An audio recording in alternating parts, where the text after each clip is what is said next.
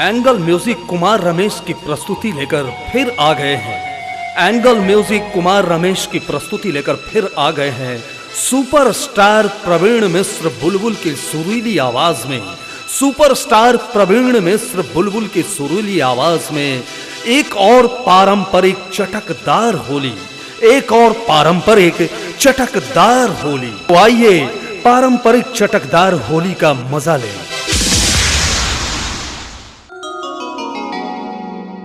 देखी भैया, हई फगुनाटा बेयार बहल बा।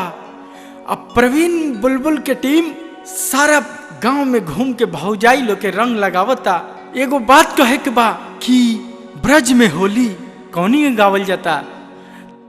रे रे रे रे रे रे रे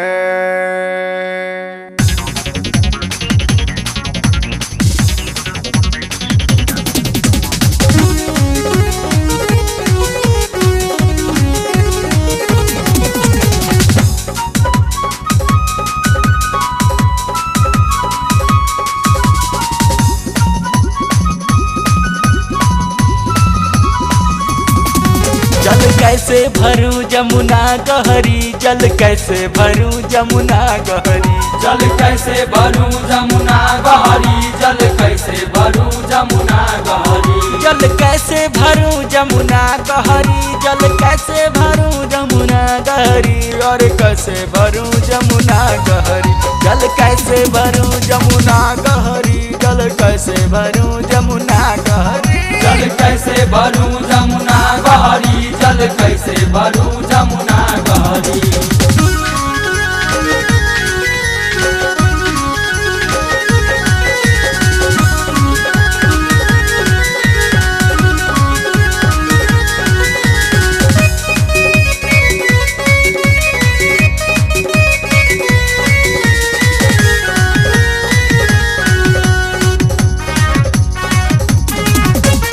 खाड़ भरूं तो श्याम ने रखा, और खाड़ भरूं तो श्याम ने रखा रे। खाड़ भरूं तो श्याम ने रखे, खाड़ भरूं तो श्याम ने रखे। निहुरी भरूं तो भींगे चुनरी, निहुरी भरूं तो भींगे चुनरी, जल कैसे भरूं जमुना गहरी, जल कैसे भरूं जमुना गहरी, जल कैसे भरूं जमुना गहरी, जल कैसे भरूं जमुना गहरी, जल कैसे भरूं जमुना गहरी।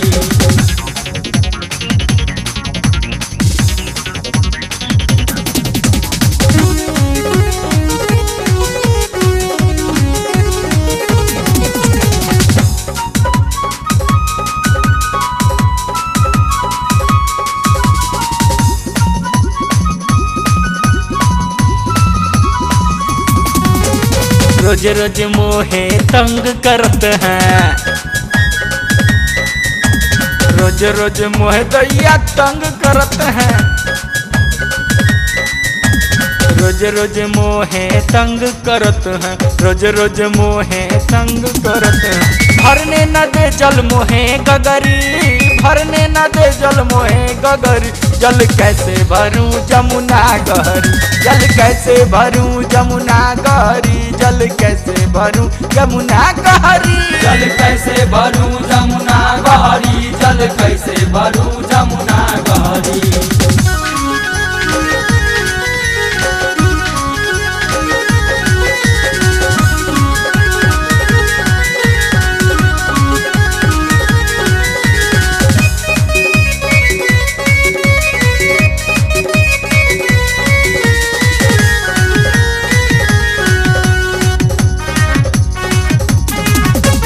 ग्वाल बाल संगवा श्याम रोज छेड़े, श्याम रोज छेड़े रे श्याम रोज छेड़े। ग्वाल बाल संगवा श्याम रोज छेड़े, ग्वाल बाल संगवा श्याम रोज छेड़े।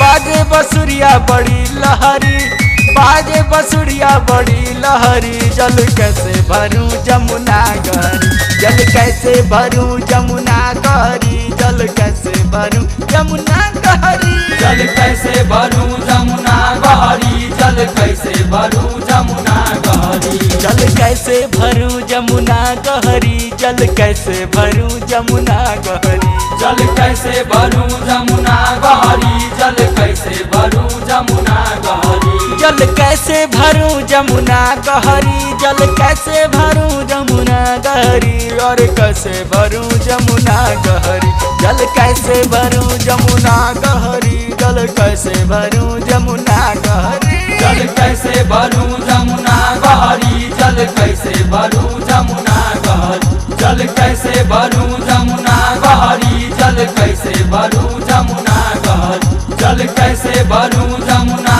गहरी, जल कैसे